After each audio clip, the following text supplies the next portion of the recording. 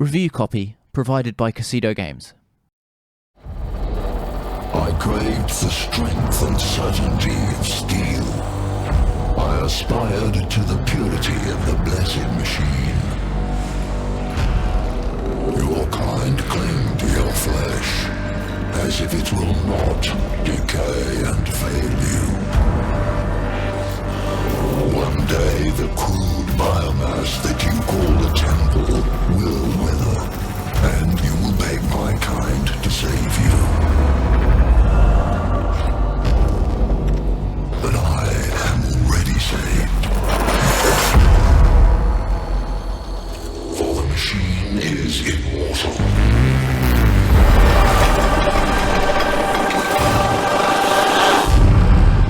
Even in death, I serve the undesire.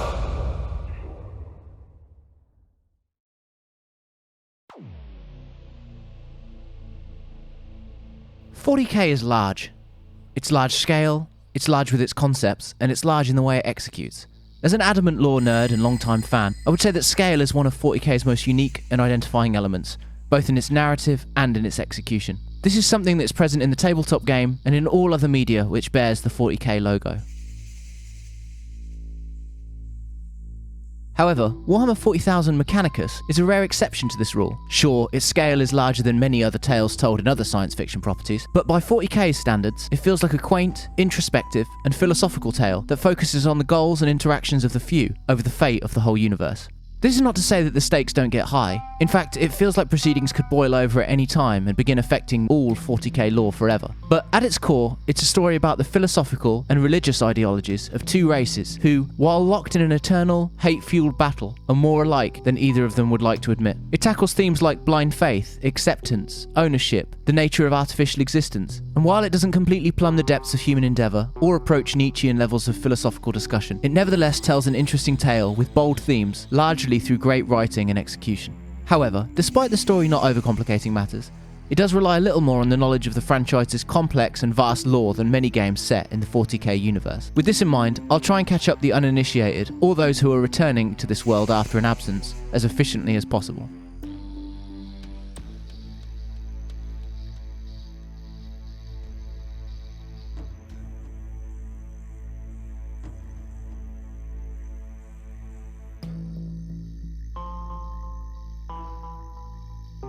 The story of Mechanicus takes place during the middle of the Dark Imperium story arc, an arc which was created for the tabletop game's 8th edition. The player controls a group known as the ADEPTUS Mechanicus. Their place in 40K's vast world is one of immense power as they develop, build, worship, and control the distribution of all technology and weaponry that humankind, now known as the Imperium of Man, use in their never-ending war with many races and internal threats. What makes them even more interesting is that while they're technically part of the Imperium, they're also separate from it, existing as augmented beings who worship technology and continue to have their own agendas and philosophies, separate and sometimes at odds with the Imperium. The game begins as the Mechanicus discover a lost transmission re-emerging from what is known as warp space. Warp space, or the warp, is a dimension overlaid on our own, built of unstable psychic energy. It stands as both a great source of power, a means of unprecedented faster-than-light travel, and a dangerous home for the unspeakable horrors of chaos. Turns out that the transmission is from a world known as Silva Tenebris, a planet once visited by the Adeptus Mechanicus long ago.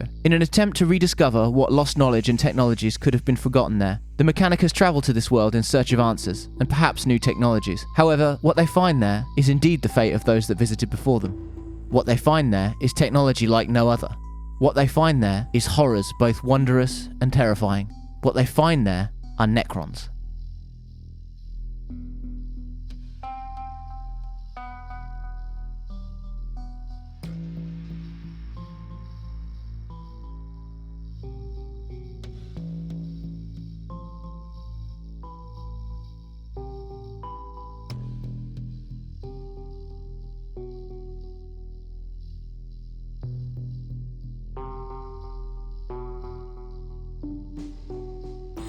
The NECRONS have one of the most complicated and lengthy histories in 40K lore, and it is one filled with betrayals, wars, pain, suffering, and deception. While I would love to have a go at explaining it all, it would unfortunately take the whole video and possibly several others, so I'll limit it to just saying, imagine if Terminator endoskeletons had souls, but those souls were sort of made of hatred and pure anger. Oh yeah, and they also enjoyed a pseudo-Egyptian aesthetic. Okay, maybe that doesn't make things too clear, but what's important here is that the Necron were once organic beings who were tricked into fusing their souls with mechanical armor, robbing them of almost all facets of their personas, besides anger and a raw need for vengeance. What makes them such an interesting foe in this story is that they are essentially, in many ways, the literal embodiment of what the Mechanicus strive to become. Technologically superior, virtually indestructible beings that were once a sentient organic species but are now defined only by the technology powering them. Such an existence brings the faith of the Adeptus Mechanicus into question and also places them in an interesting position, both philosophically and weirdly, also spiritually. There's a lot of religious iconography and analogue in 40k. While the universe almost makes a point of having let go of traditional or known religions, both the Imperium of Man and the many alien races collectively known as the Xenos all have their own faiths and belief systems. Some of 40k's most important events, which continue to shape its stories, races, and universe today, are related to the idea of heresy and the dissonance of faith, even if that faith isn't strictly religious in the traditional sense. The Adeptus Mechanicus and the Necron are no different, existing with their own faiths based upon their own existences, histories, and most importantly, technologies. The Mechanicus themselves believe in the power of technology above all else, and are constantly searching for ways to develop and expand its influence and prowess. However, they also believe some technologies to be heresy, like a twisted interpretation of some sacred text. During the events of Mechanicus, both of these positions are seen by various members of the Adeptus Mechanicus, and there is an almost constant conundrum of whether they should destroy the Necrons or study them.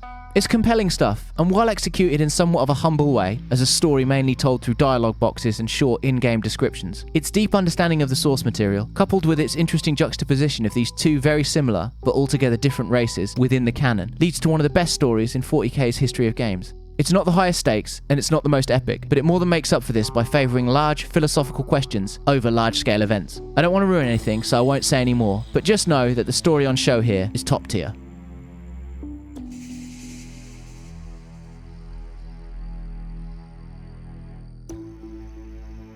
While story is a strong point, gameplay is somehow even stronger. Mechanicus has several different phases to its gameplay, so let's look at each one separately.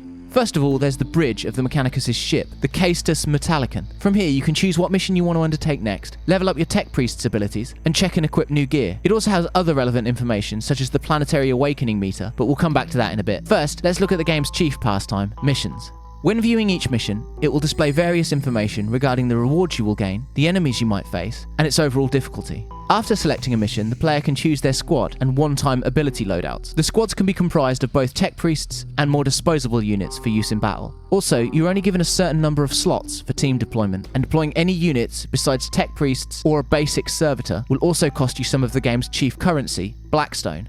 While we'll discuss Blackstone more in a little bit, just know that it's required for both the aforementioned troop deployment and various other important systems, making it a valued commodity and constant element to bear in mind. While you'll unlock more tech priests, other unit types, and even more deployment slots as the game progresses, these systems coalesce extremely well and create a situation where the player can experience disadvantage if they're reckless with their use of the game's currency, but will never be completely nerfed.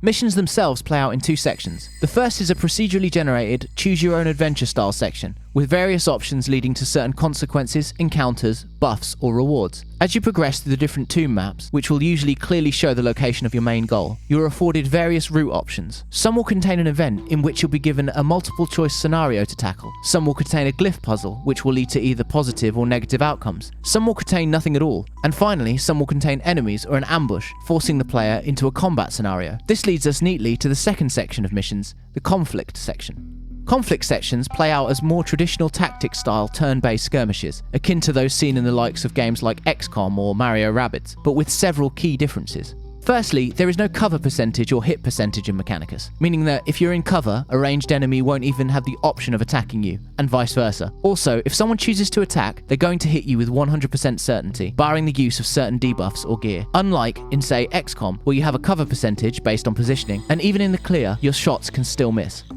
However, due to the game's two main damage types, physical and energy, damage absorption is a very real build option for the player, and an element often utilised by the enemy. This means that you're able to protect yourself from damage, or at least mediate it, and mix up methods of approach in battle. While this seems like it could make for a less intense system on paper, it actually creates a more precise, less convoluted experience than many of its peers by stripping away some of the annoyances that can come from the inclusion of such systems. On top of this, there are also cognition points.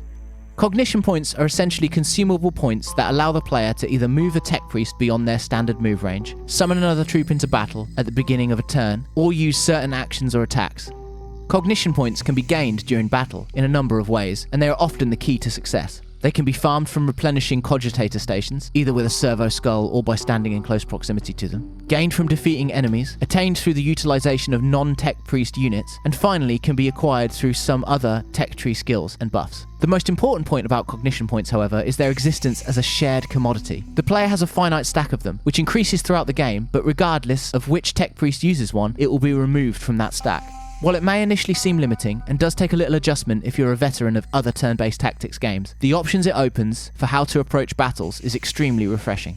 For example, if you leave one tech priest in cover by a cogitator station for an entire encounter, this will mean that they'll constantly replenish the cognition pool for the others. However, while this will give the others an advantage, allowing for more movement and attack options, it naturally balances itself because you essentially have one power unit out of the battle.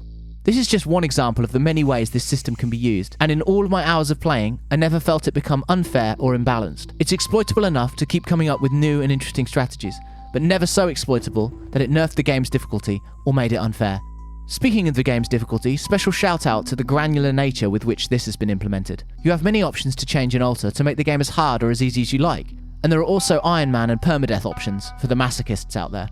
Much like tomb exploration sections, the conflict sections also usually take place on procedural maps, barring a few exceptions for more scripted encounters, meaning a nice variety and adding replay value.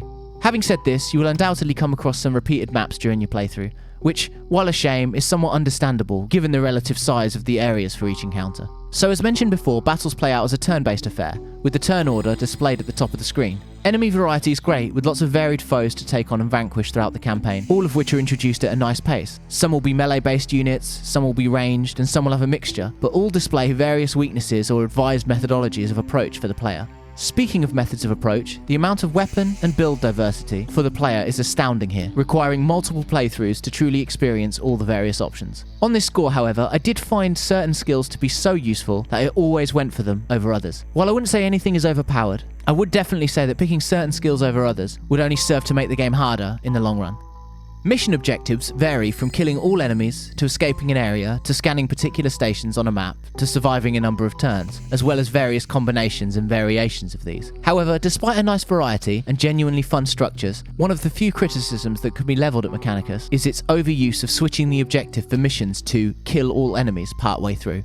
Essentially, what this means is that most of the time, even if the mission objective is not to kill all enemies, the game will then task you with killing them all anyway in order to complete the mission once the other objectives have been accomplished. While this doesn't happen every time, and stands as a very minor criticism, it does happen a bit too often, and sometimes struggling to get to an escape point on a map, or surviving the designated number of turns, feels as though it should bring the elation of the mission complete status, only for the game to then tell you to kill everything anyway. It's also one of the few narrative elements that don't really hold up in Mechanicus. If I'm running through enemy territory to escape, then why when I get to the exit do I have to kill all the enemies I just avoided?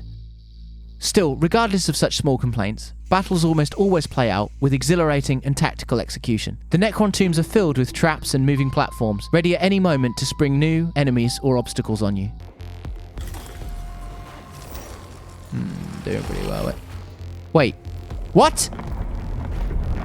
What? Oh, for fuck's... Also, such traps and Necron reinforcements happen at well-balanced intervals, feeling always like a challenge, but never like the game's being unfair or overtly difficult. Also, as Necrons are essentially immortal, barring the use of critical hit finishers, they must also be struck again after defeat to instigate their teleport away from the conflict. Otherwise, they'll reanimate after a set number of turns and have to be dealt with all over again. Oh, damn it. While this again seems initially like it could be annoying, it actually adds another layer to Mechanicus' expertly balanced, strategic gameplay. Also, the longer you take to defeat enemies, and the longer you take exploring the tombs can also affect this element, and add to your troubles in other ways. This brings us to one of the game's most important features, the aforementioned Awakening meter. As you search the tombs and fight enemies, the awakening meter increases. Every time it levels up, new problems or enemy buffs begin to occur, stacking on top of each other. For example, at level 1, the inhabitants of the tomb awaken. At level 2, there'll be more of them in battle. At level 3, they'll reanimate in one less turn, and so on and so forth. These tomb awakening meters reset after every battle. However, there is also a larger awakening meter displayed on the bridge of the ADEPTUS Mechanicus ship, which indicates the level of awakening for the entire planet. This is the game's ticking clock element, and is affected by both the choices you make and also how much you increase each of the smaller awakening meters in each tomb you visit. It's great because it exists as both a progress indicator and a reminder that your actions also matter, whilst also simultaneously reinforcing Necron lore. It's also worth noting that the game has multiple endings based on your decisions, adding more replay value and even more weight to your choices throughout. On top of all of this, you also have the thus far only briefly mentioned upgrade and gear systems. The cohort screen on the bridge allows you to both upgrade and outfit each tech priest. To upgrade them, you use the aforementioned Blackstone currency, which is gained both during missions and by completing them, as well as through tomb exploration. Each tech priest has a large variety of options available to them, and they are all able to multi-class immediately, meaning that you can build them however you like. Want a melee-focused unit? Go ahead.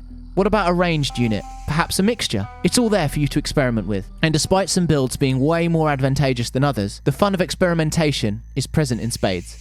The other big part of Tech Priest customization is gear. Gear is acquired in several ways in Mechanicus, through tomb exploration, the completion of missions, and through various upgrades on the skill tree.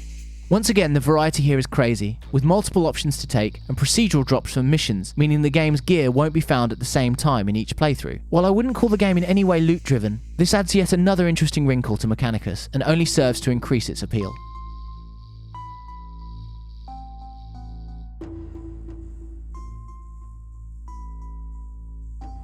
Mechanicus looks great. It nails the very distinctive aesthetics of both the ADEPTUS Mechanicus and the Necron forces perfectly, especially where the latter are concerned. Animations are fluid, lighting is distinctively moody and atmospheric, and the particle effects are also great. Cutscenes and conversations have distinct, well-executed art, which both feels unique and in keeping with the very distinctive look and feel of 40k. Really, there are very few complaints here, and despite clearly not being a super expensive project, the team have maximised that budget to create something distinctive yet appropriate, which feels right at home with both the game's scale and the tone of the IP. Menus and UI are also good, although there are a few elements that maybe could have been made a little clearer, such as the number of augment slots available on each tech priest. Still, these are extremely minor criticisms, and for the most part, everything is clear and easy to understand. However, despite how well Mechanicus does in the visual category, the victor in this section of the review has to undoubtedly be the game's sound.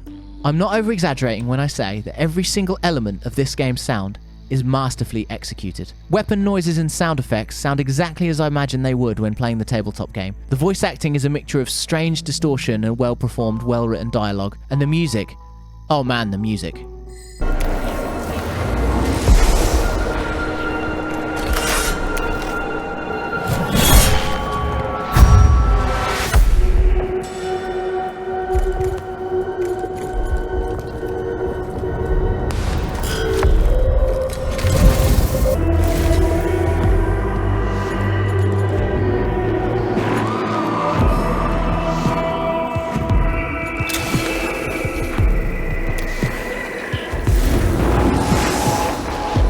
It may be my favourite video game soundtrack of the last decade, or at least up there. It somehow successfully amalgamates a mixture of industrial, synth, electronics, and biblical influences that somehow all balance and work together to form something truly amazing. Even if the game doesn't seem like your cup of tea, I implore you, please at least check out the soundtrack.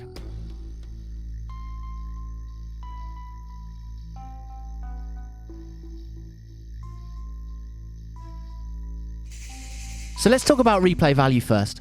A lot of Mechanicus is procedural, which means that each playthrough carries with it a different set of circumstances and experiences.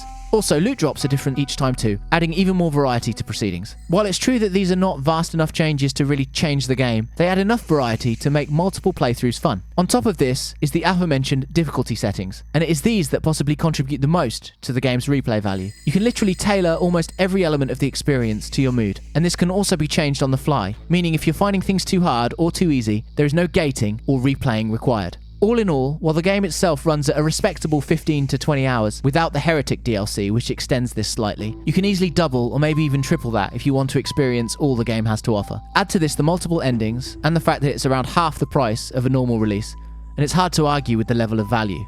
In terms of bugs, Mechanicus is impressive, especially for a game made by such a small team. However, it unfortunately falls just short of perfect due to one or two issues. Firstly, there are some UI-related bugs on the cohort and gear skill tree screens, which means that part of one screen's UI remains and overlaps the other. It can usually be fixed by leaving the menu and returning to it, but it can still be a little annoying. However, the biggest issue by far, and the only bug worth really worrying about, is the line targeting issue, which can affect certain weapons.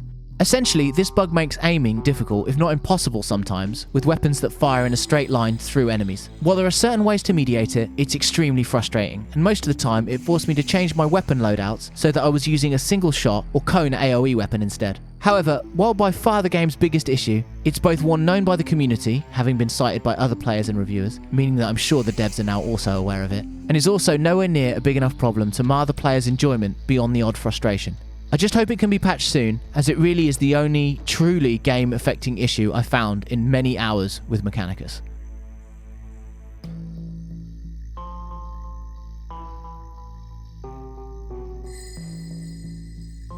So, here is where we answer the fundamental question posed by all game reviews. Is this game worth your time and money? As a fan of 40k and an avid consumer of its media, I can tell you from experience that the games based upon this property have yielded notoriously mixed results. Also, even the best ones often require an interest in the universe or the addition of some sort of caveat to their recommendation. However, occasionally, a game comes along which transcends the IP and becomes a quality entry in its genre, regardless of if you like the franchise to which it is connected.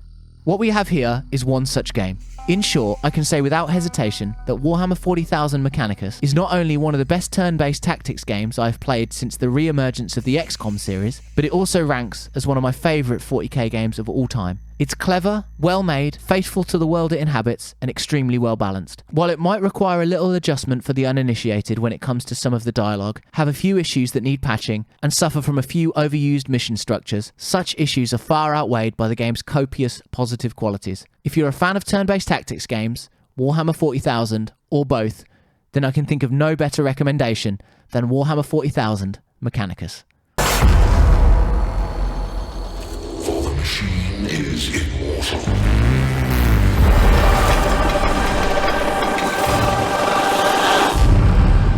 Even in death, I serve.